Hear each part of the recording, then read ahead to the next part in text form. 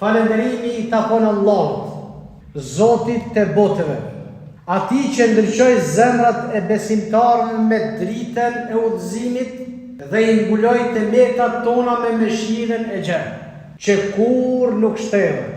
Paqja dhe mëshira qofshin mbi të dërguarin ton, alayhi salatu wassalam, mësuesin e sinqert dhe të besueshëm. Vëllezër të imanit, me lejen dhe vullnetin e Zotit do të flasim për besimtarin përparimtar, që ecën drejt dritës. Jeta është si një udhtim i gjatë, një udhtim pa kthim, ku çdo ditë që kalon on një hap afër fundit tonë. Në këtë udhtim, Zoti ynë i dashur na ka dhënë zgjedhje, të ecim përpara drejt tij ose të humbasim rrugën. Allah i madhreshëm në Kur'an thot: "Limen sha'a minkum an yataqaddama aw yata'akhkhar", për ata që dëshironi të ecin përpara me esin e besimtar me vepra të mira, ose të kthehen mbrapsht me vepra të këqija, ose të ecësh para me vepra të mira të pranuara të qëlluar të Zotit, ose të kthehesh mbrapa drejt rrugës së djallit të mallkuar. Komentatorët e Kur'anit thojnë: njeriu zgjedh të përparoj me vepra të mira ose të humbas duke largu nga Zoti. Nuk ka vend qëndrim, ose ngjitesh ose rrëshqet. Tu nuk ka vend qëndrim. A nuk është koha të ndalim për një qast dhe të pyesim veten sinqerisht: a jam duke përparuar drejt Allahut, apo largohem dhe bëj ndalesat e tij pa kuptuar? Këtë pyetje besoj që gjithë secili duhet m'ia bë vetvetes. A jemi të përparu drejt rrugës së drejtë, a jemi të neglizhu, të shkuar ngadalë e pa e kuptuar se jemi duke gabuar? Sepse në rrugën e Zotit nuk ka qëndrim në vend. Nuk mund të themi si musliman mjaft është, kaq, unë kaq jam besimtar, s'm duhet më shumë. Nëse nuk ngjitemi, atë rrëshasim. Allah i lartësuar thot: "Inna hadha al-Qur'ana yahdi lillati hiya aqwam." Në të vërtetë, pa dyshim, ja u hek dyshimin njerëzve në përgjithësi dhe muslimanëve në veçantë, se ky Kur'an udhëzon drejt asaj që është më e mira. Nuk ka dyshim, o njerëz, o besimtar, o besim drejt, ju që ja keni dhonë besën Zotit dhe askujt tjetër, dhe para jush qëndron mushafu, para jush qëndron Kur'ani, nuk ka dyshim në të vërtetë se ky Kur'an udhëzon drejt asaj që është më e mira. Jo e mirë, por superlativ, më e mira, oferta më e mirë. Nëse ne dëshirojmë të bëjmë diçka në jetën tonë, shikojmë mallin ku më i mirë. Ala inna silat Allahi al-ghaliyya, ala inna silat Allahi al-janna. Malli Allahut është i shtrejt, i çmueshëm, malli i Zotit është xhenet. Gjithashtu Allahu thot në surën Isra, vazhdimi i ajetit: "Wa yubashshiru al-mu'minina alladhina ya'maluna as-salihati anna lahum ajran kabira." Dhe u jep lajme të gëzueshme besimtarëve, ata që e njohin Kur'anin, të vërtetën, që i udhëzon në rrugën më të mirë, që bëjnë vepra të mira, sa ata do të kenë shpërblim të madh. Ajran kabira, shpërblim të madh. E ku ka shpërblim më të madh se me fitu kënaqësinë e Allahut, razinë e tij e pastaj me fut në xhenetin e tij. Komentatorët e Kur'anit thojnë: ky ajet na mëson se Kur'ani është udhëzim me i drejtë që na tregon rrugën e Allahut. Kush ta tregon më mirë se Kur'ani rrugën e Zotit? Askush. Udhëzimi më i mirë është udhëzimi i Zotit, që ka sjellë këtë libër hyjnor. Besimtarët që veprojnë mirë dhe ndjekin këtë udhëzim do të marrin shpërblimet e madhe në këtë botë dhe në botën tjetër, shpërblim të madh. Prandaj le të përpiqem çdo ditë jemi të mirë dhe të bëjmë vepra të mira. Sa po dhe kafeja islama, vetëm një herë mjaft jo. A vesh unë kur jam mësuar një herë në fillim në islam dhe pastaj jo. Çdo ditë, çdo kohë, çdo minutë, tër jeta jote let jetë në shërbim të të mirës. Dhe asesi mos shkojë mendja madje, si jo me vepru në të keqe apo në të kundërn e kësaj që po e themi. Vëllezër të besimit, sa bukur është jeta kur zemra ndriçohet me dritën e besimit. A di çka do të thotë zemra me të ndriçuar me dritën e besimit? Sa është e kuptimshme jeta. Sa është e bukur jeta kur ke besim. Kur synim me ki Allahun, për Allahun me vepru. Kur gjuha përmend emrin e tij të dashur. Gjuha jote sa bukur. Kur thot Allah. Sa gjuhë mirë është kur e përmend emrin e Zotit. Ar-Rahman, Ar-Rahim, الملك القدوس السلام المؤمن المهيمن العزيز الجبار المتكبر deri 99 emrat e Zotit. Sa bukur është kjo gjuhë që qetësohet dhe është një gjuhë që e përmend emrin e tij me dashuri. Me përmend emrin e Zotit me dashuri, me respekt, kur duart ngrehen me lutje dhe me shpresë dhe e mendojmë për jetësinë, domethënë botën e tjetër. Por çfarë do të ndodhë me ata që ja kthejnë shpinën kësaj rruge? Çka halli atyre që sa të shërbim? Ja kanë kthy shpinën kësaj rruge. S'janë të interesuar për xhamin. S'janë të interesuar për këtë rrugë të Zotit. Kanë gjetë një rrugë tjetër. Jo ju që e keni zgjedhur një rrugë të bukur, që është rruga e Zotit.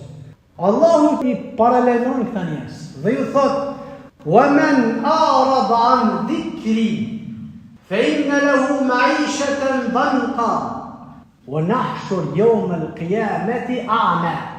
Kushdo që ja kthen shpinën këshillës time, kushdo që ja kthen shpinën Islamit, kushdo që ja kthen shpinën Kur'anit, kushdo që ja kthen shpinën udhëzimit Muhamedit alayhi salatu wassalam. Kushdo qoftë, do të ketë një jetë të mjerueshme, jetë mjerimi.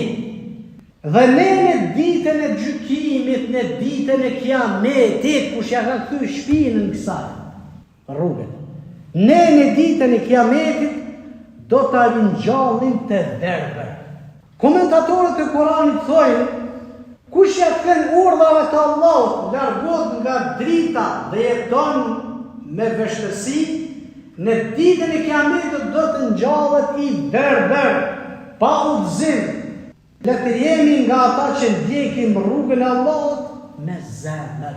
Dhe kur të delsh për Allahut i verbër, do të thotë njeriu: pse o Zot më krijove të tillë? Wa qad kuntu basira. Kum pauni në dynjë, nuk kam qenë i verbër. Shiko, ky dialog që e përshkruan Allahu te bareke wa taala. Allahu na bëft nga ata të cilët do të shohim dritën e Zotit, respektivisht krijuesin ton, me sytë ton, çu e shohim, çu ka thonë pejgamberi jon alayhi salatu wassalam, sikur se një han 14 që nuk e pengon asgjë për ta parë. Çështu do ta shohin besimtarët Zotin e tyre. Allahu ja mundsoft që të kënaqeni me shikimin e parjes së krijuesit, që është kënaqësia më e madhe që mund ta përjetojë ndonjë qenie gjallë, madje ma kënaqësi është se sa vetë futja në xhenet. E kulu ma tasmaun wastaghfirullah li wa lakum. Alhamdulillah wassalatu wassalamu ala man la nabiyya ba'd.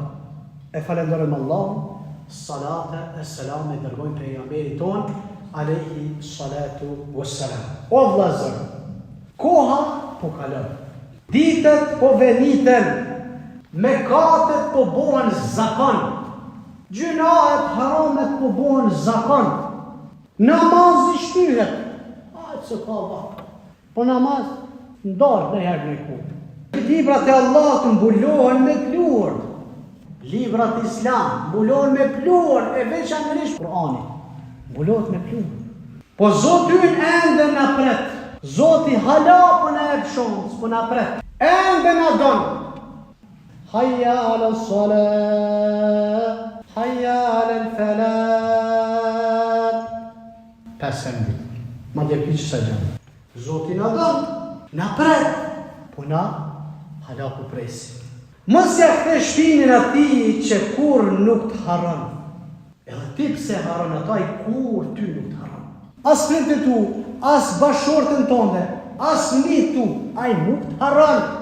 Ati që çdo natë në tretën e fundit të saj zbret në qiellin e kësaj bote për t'u afruar më shumë me mëshirën dhe faljen e tij dhe thot, ashtu siç ka thonë pejgamberi jon alayhi salatu wassalam, ينزل ربنا تبارك وتعالى كل ليل إلى السماء الدنيا حين يبقى ثلث الليل الآخر فيقول من يدعوني أستجيب له ومن يسألني فأعطي له ومن يستغفرني فأغفر له.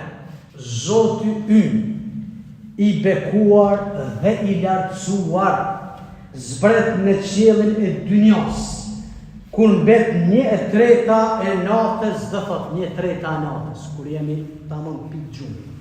Kush me lutet që ti përgjigjen? A ka njeri pinesh që atë kohë që ngri duar? Ofertë nga krijuesi, provo. Kush lutet që unë ti përgjigjen?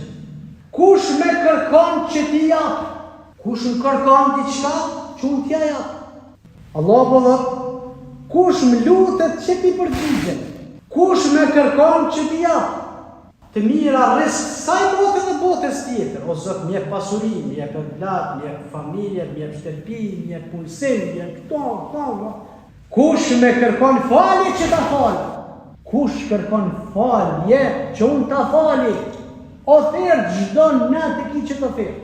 Sa ti kish syt hapën e pa dritë në dunje, qëtë ofertë Zoti ta ka bo pak put, nuk ta ka nërë këtë ofertë. As ty, as mua, gjithë cilë. Mu mas pari e ma ka bo këtë ofertë, edhe juve, gjithashtu dhe krejt metin Muhammed. Kush me lutet i përgjigjen, kush kërkon që t'i japë, kush kërkon fali që ta falë. Hadithin e transmeton Imam Buhariu dhe Muslimi në hadithin sahih. Le të jemi nga ata që ecin përpara, nga ata që e matin jetën jo me pasuni, po me permisim, e matin jetën me permisim. Sot ma i mirë më botë, nesër ma i mirë, mas nesër ma i mirë, ma gjundet, ma solidar, ma i dashur, ma i respektu, ma i ndershëm, nuk e matë, po e matë me veprat mira. Jo me lavdime, po me aftësi dhe me afërsi me Zotin.